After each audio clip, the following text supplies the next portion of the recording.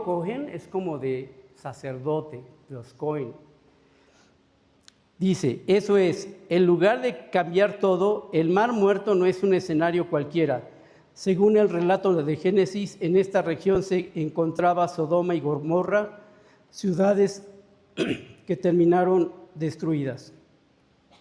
La Biblia explica que la causa fue la corrupción moral de la falta de límites y del desorden de la conducta de los habitantes.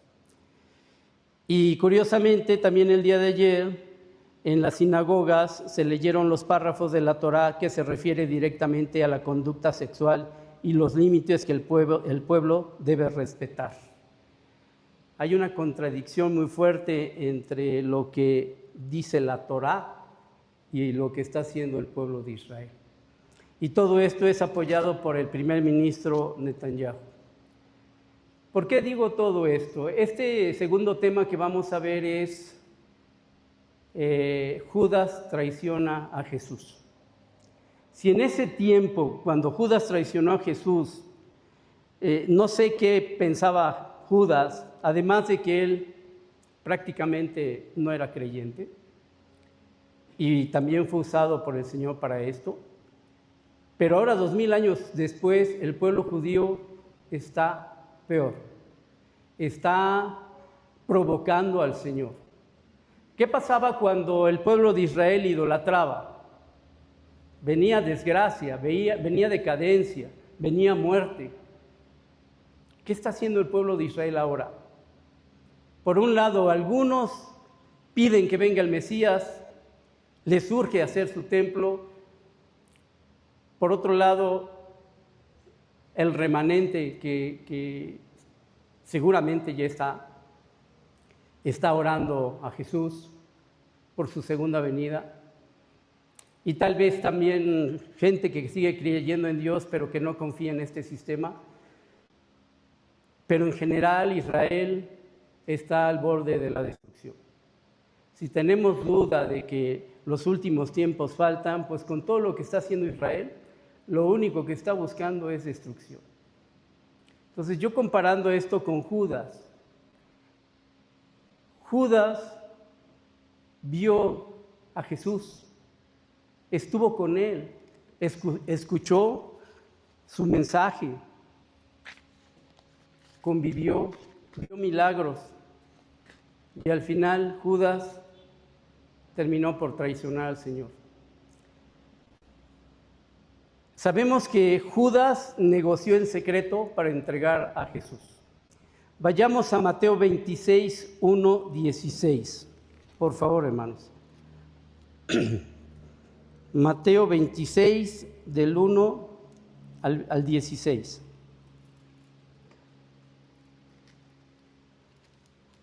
La palabra del Señor dice así: cuando hubo acabado Jesús todas estas palabras, dijo a sus discípulos: sabéis que dentro de 2 días se celebra la Pascua y el Hijo del Hombre será entregado para ser crucificado.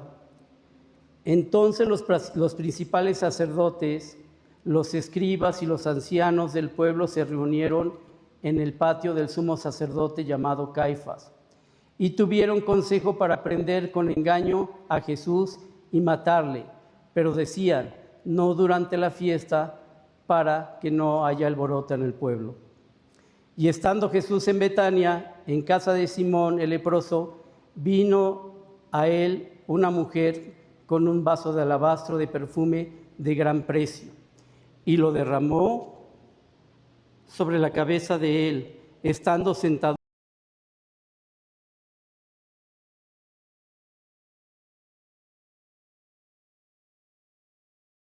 Podría haberse vendido a gran precio y haber dado a los pobres. Y entendiéndolo, Jesús les dijo: ¿por qué molestáis a esta mujer? Pues ha hecho conmigo una buena obra. Porque siempre tenéis pobres con vosotros, pero a mí no me tendréis para siempre. Porque al derramar este perfume sobre mi cuerpo, lo he hecho a fin de prepararme para la sepultura. De cierto os digo que donde quiera que se predique este evangelio en todo el mundo, será de contar lo que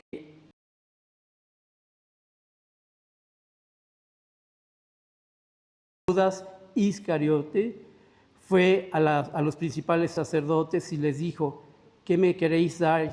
Y yo os entregaré. Y ellos le asignaron 30 piezas de plata y después entonces buscaba oportunidad para entregarle. Judas entrega a Jesús, y en este pasaje sabemos y escuchamos que Jesús buscaba el momento para poderlo denunciar. Es increíble pensar que quien convivió con él, quien compartió el pan, el que escuchó su mensaje, al final termina traicionándolo. ¿Qué nos quiere decir esto? Judas, de alguna manera, tenía la idea muy, muy diferente de lo que iba a ser el Mesías. Sabemos que había un grupo de judíos que pensaban que el Mesías los iba a libertar físicamente, que iba a acabar con el pueblo, con el imperio romano. Sin embargo, al ver a Jesús de una manera diferente, de una manera muy, ¿cómo se llama? Por decirlo así, sin mucho dinero, sin recursos, pues Judas dijo: este no es el Mesías. Y a veces nosotros, hermanos, a mí me pasó y lo acabo de decir hace un rato, tanta es nuestra expectativa de querer ver a Dios como nuestro Salvador, pero en el sentido general, en el sentido, hablémonos material, que perdemos ese punto en donde Jesús es nuestro Salvador y Salvador de nuestra alma. Sí, cuando nosotros amamos al Señor y estamos con Él, dice la palabra que todo lo demás vendrá por añadidura, pero a veces somos muy impacientes.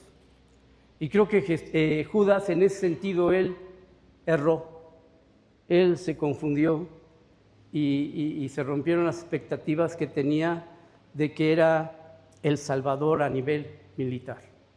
Por eso ahora el tema del Mesías que están esperando, pues los tiene nuevamente en esa posición.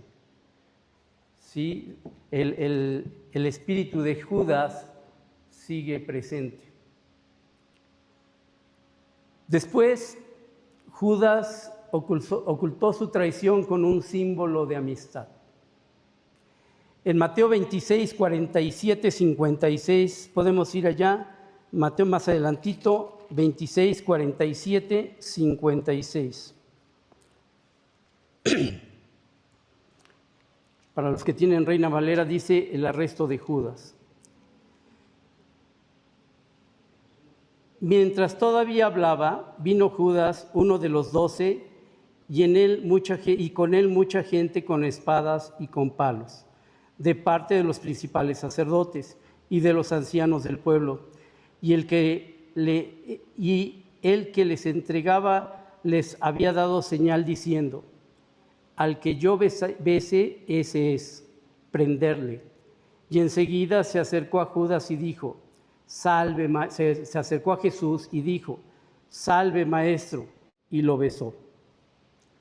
Y Jesús le dijo: amigo, ¿a qué vienes?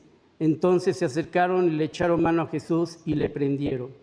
Pero uno de los que estaban con Jesús, extendiendo la mano, sacó su espada e hiriéndolo a un siervo del sumo sacerdote, le quitó la oreja.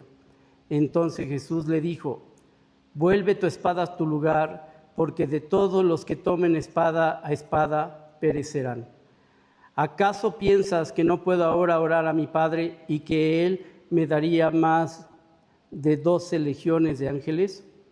Pero ¿cómo entonces se cumplirá la Escritura de que es necesario que así se haga?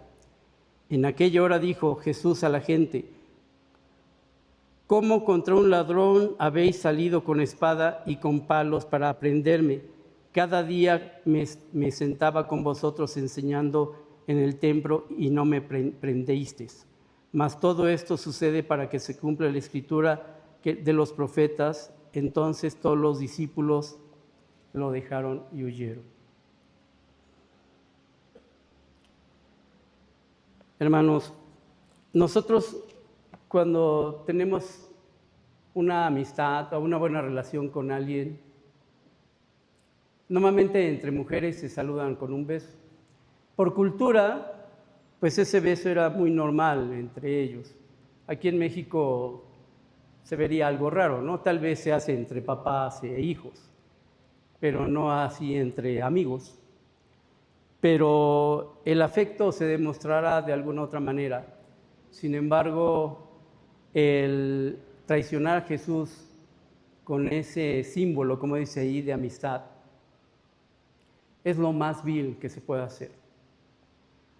Además, Jesús cuando lo ve le dice, y amigo, ¿no? No le dice, Judas, ¿qué haces aquí? Le dice amigo. Y bueno, siempre hemos entendido, el pastor lo ha dicho, Jesús es un caballero. Y él sabía lo que iba a pasar y él no lo trató de una manera diferente porque sabía y conocía el plan.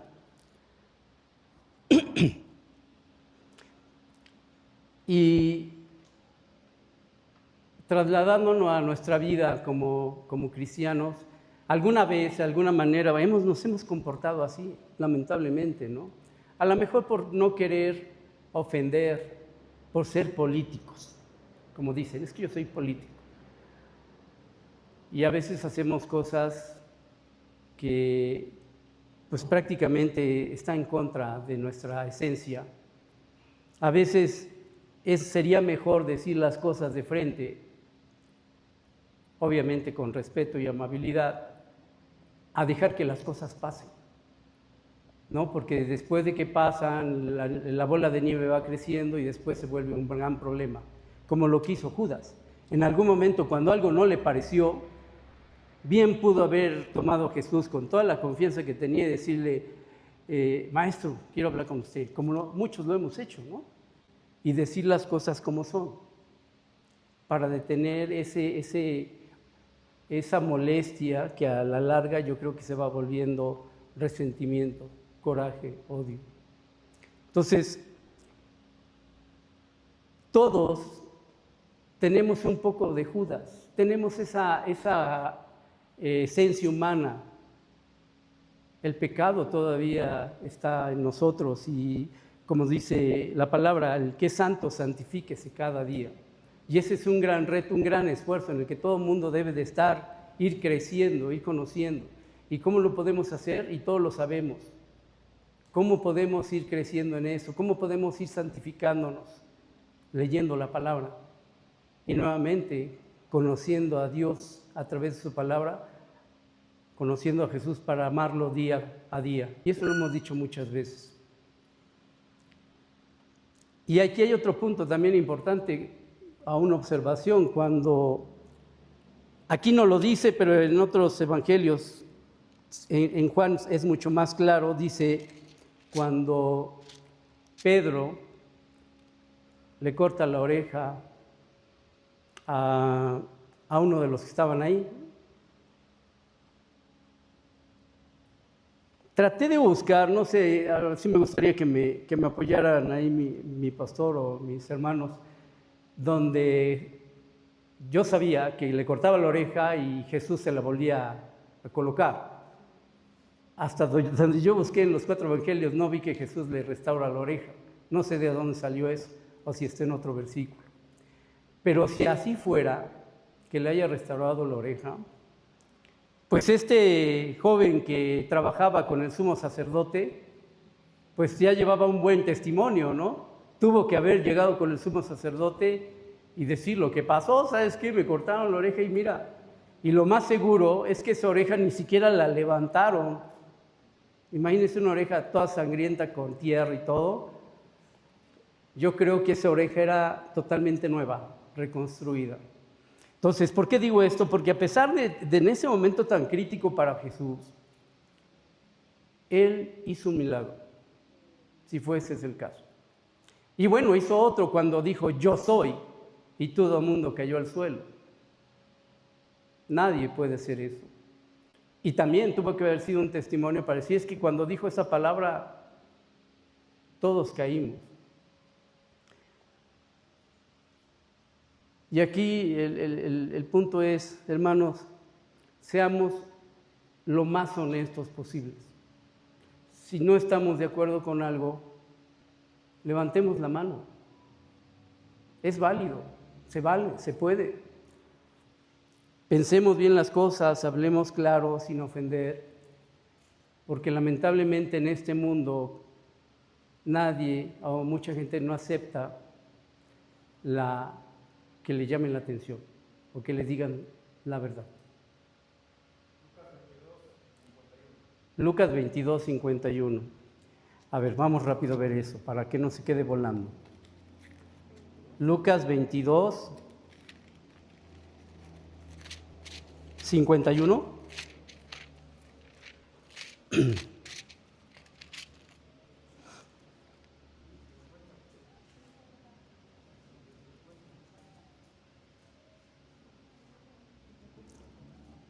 Y uno de ellos hirió a un siervo del sumo sacerdote y le cortó la oreja derecha. Entonces respondiendo Jesús dijo, basta ya, dejad, y tocando su oreja lo sanó. Gracias, hermano. Y bueno, ahí está, tocando su oreja. Entonces yo creo que ahí fue un milagro, una nueva oreja reconstruida, no del piso. Pero bueno, ese era, pues todavía dando testimonio de que Él era Dios, recordando lo de la clase pasada, que Dios es el Rey legítimo. Después Judas se ahorcó en lugar de arrepentirse.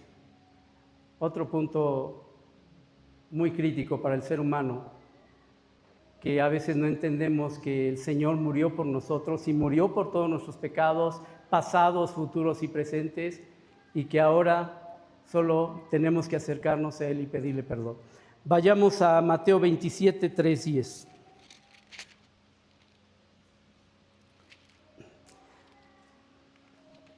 Perdón si de repente leo mal, pero sigo el problema con mi vista.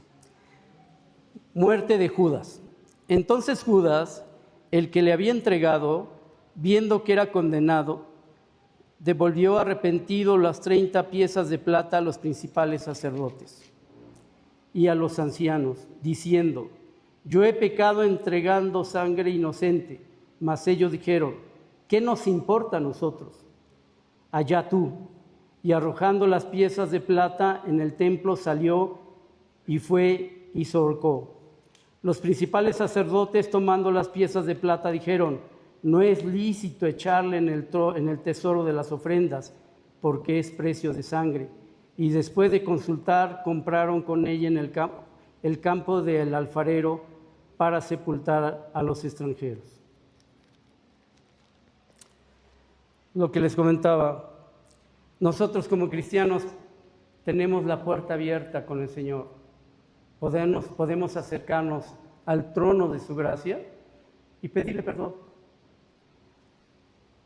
Muchas veces somos engañados por el enemigo, donde esa voz interna nos dice, tú has fallado, tú no... Oíamos que comentaban sobre que has ofendido al Espíritu Santo, ¿no? Que ya no eres perdonado, no eres salvo. Entonces esa voz, hermanos, nosotros ni la deberíamos de escuchar. Si estuviéramos con el Señor, veríamos la luz. Y Judas lamentablemente no entendió eso. Podría ser que porque eso se estaba desarrollando, él no tenía el Evangelio en ese momento, pero lo estaba viendo, literal lo estaba escribiendo. Se estaba escribiendo en ese momento. ¿Y por qué no hizo lo que hizo Pedro? Ya imagino a Pedro, a mí cada vez que leo ese pasaje me pone mal, porque alguna vez creo que todos hemos estado en esa situación. Pero Pedro, ¿qué hizo? Se acercó, le llamó al Señor, se acercó y me imagino cuando Cristo le decía, Pedro, ¿me amas? Como clavándole ahí el cuchillo, ¿no? Sintiendo ese dolor de haberlo dejado 3 veces. Pero Pedro fue restituido. Lo mismo hubiera pasado con Judas. No lo hizo, tomó el camino fácil. Y lo fácil es la muerte, nos lleva a la perdición. Hermanos, nosotros ahora ya conocemos, por eso es importante leer. Y esto nos lleva a saber que el Señor ya nos perdonó.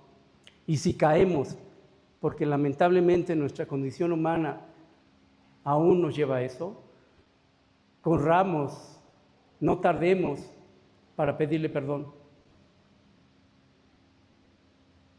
Y pues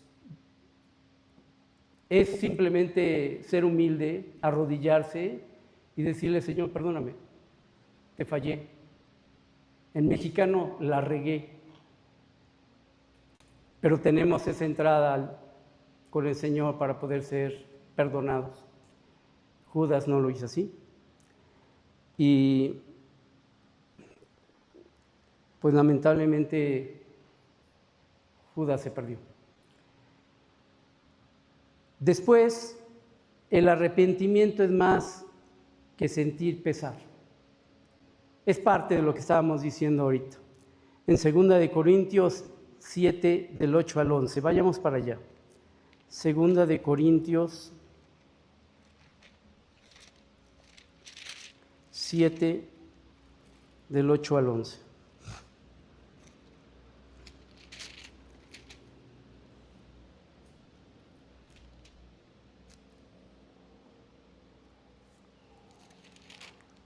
Segunda de Corintios 7, del 8 al 11.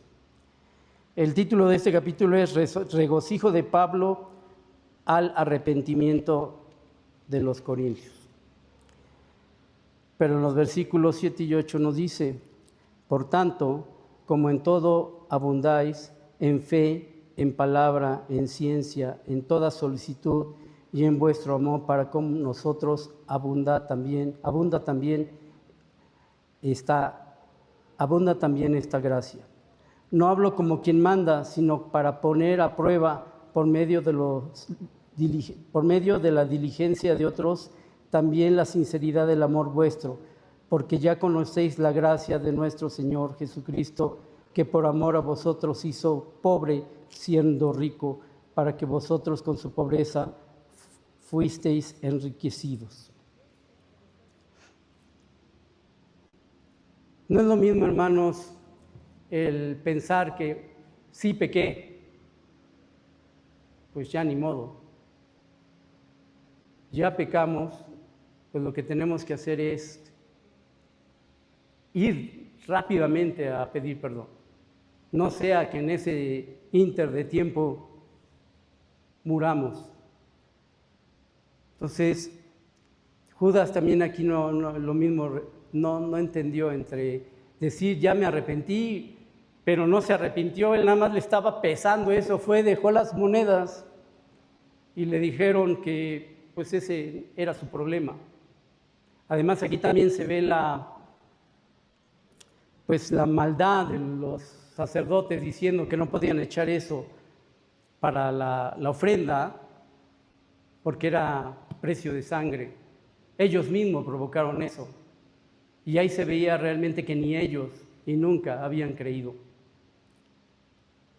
Entonces, para remarcar ese punto, hermanos, tenemos que arrepentirnos. No dejar todo para al rato, o para mañana, o para el día que sea la Santa Cena, me pongo a cuentas con el Señor. Hay de nosotros porque tal vez no lleguemos ese día. Y esta es una invitación, un aprendizaje que nos da este tema. Después dice, Jesús rechaza a los falsos creyentes. Mateo 7, 13, 27. Regresemos un poco. Mateo 7, 13, 27.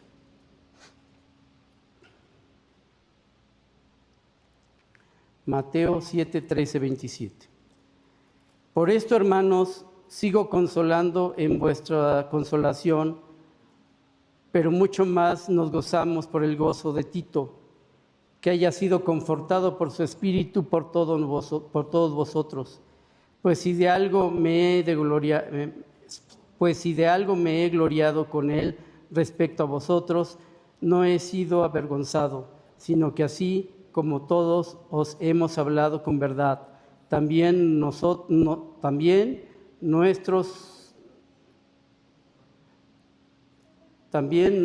gloriarnos con Tito resultó verdad, y su cariño para con vosotros es aún más abundante cuando se acuerda de la obediencia de todos vosotros, de cómo lo recibisteis con temblor y temor. Me gozo de que en todo tengo confianza en vosotros. ¿Ese no fue? A ver, perdón. Mateo 7. ¿Alguien me puede ayudar? Perdón, ¿me pueden ayudar con esto? Mateo 7, 13. Cuando sea eso, avísenme, hermanos. Mateo 7, 13, 27.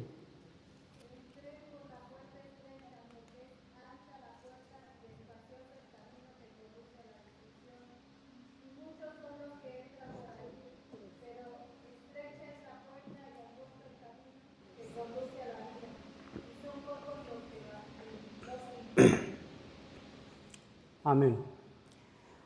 Ok. Hablando de falsos creyentes, la palabra nos dice que hay dos caminos, el angosto y el ancho. Y el angosto pocos lo encuentran y muchos pasan por el ancho. En esta vida, hermano, tenemos muchas pruebas y es ahí donde nuestra fe se pone a prueba. Para poder conocer ese camino verdadero, tenemos que ser cada día como el Señor. Tenemos que conocer su palabra, tenemos que ser santos. Y bien dice la palabra nuevamente, santos. Si Él es santo, nosotros seamos santos. Este pasaje de la traición de Judas nos invita a no perdernos en el camino, a saber que nosotros ya hemos sido justificados, a entender que por la muerte de Cristo y cuando derramó su sangre en nosotros, ya hemos sido perdonados. Caminemos por el buen camino, caminemos en la luz y que no por el hecho de vivir tanto tiempo como cristianos, nos pongamos en una posición cómoda. Alguna vez alguien dijo, yo ya sé que viene el rapto, yo ya me voy, hay los demás que se hagan bolas.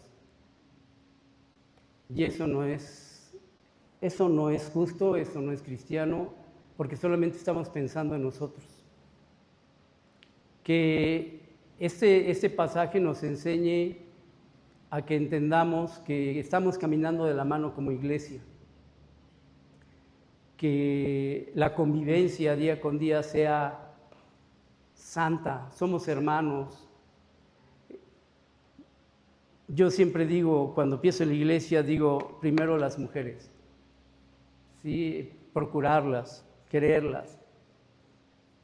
Y cuando tenemos una relación santa, no debe haber problemas entre iglesia. Sabemos que cada uno tiene una forma diferente de pensar, tenemos diferentes criterios. Sin embargo, en el amor de Cristo tenemos que unificarnos. Muchos a lo mejor se enojan de que se les llama la atención o hay problemas entre algunos o de repente algún hermano, digámoslo así, no me cae bien. Pero no olvidemos que ese es mi sentir, pero el sentir de Cristo es que tenemos que ser una iglesia unida, una iglesia que perdona, una iglesia que preferible decir, hermano, mira, tengo esto contra ti, a guardárselo, ¿no? Y ver qué pasa después. Entonces, que este error, que el Señor ya lo sabía para Judas, nos lleva a nosotros a entender que somos la iglesia de Dios, con todas nuestras diferencias, pero que hay un solo amor en común. Y pase lo que pase, hermanos, tenemos que estar unidos. ¿Qué pasará cuando la iglesia llegue a su tiempo crítico? Esperemos que no pasemos por eso. Pero si llegáramos a pasar, ahí realmente vamos a ver quién tiene el carácter de Cristo.